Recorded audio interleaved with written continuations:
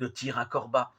Le voyage à pied prit 4 jours, avec une halte d'une nuit à Césarée de Philippe.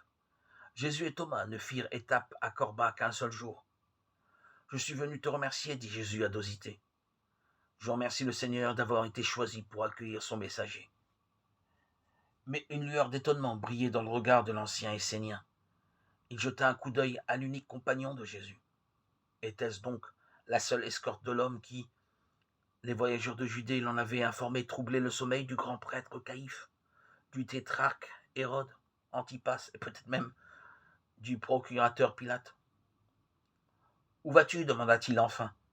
Ma mission est achevée. Un silence suivit ces mots. Dosithée parut ébranlée. Mais tu comptes des milliers de partisans, je le sais. Tu en aurais gagné d'autres, les zélotes. On ne peut répéter ce que le Seigneur a voulu une fois, interrompit Jésus. Il faudrait verser du sang. Si nous triomphions, l'on voudrait me donner une couronne. Régnerais-je sur des ruines?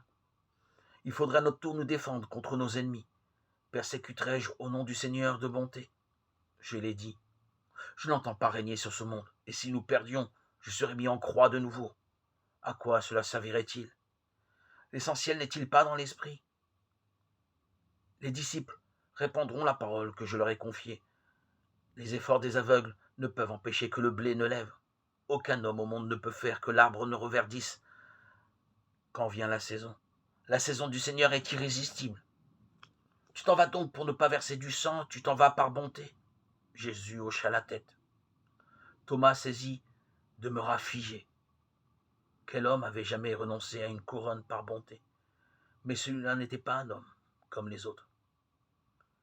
Tu aimes les Juifs, dit Dosithée, d'une voix rêveuse. N'en suis-je pas un? Comment ne pas aimer mon peuple? Et où iras-tu? Demanda de nouveau Dosithée. Là où le Fils de l'homme n'est pas odieux, loin.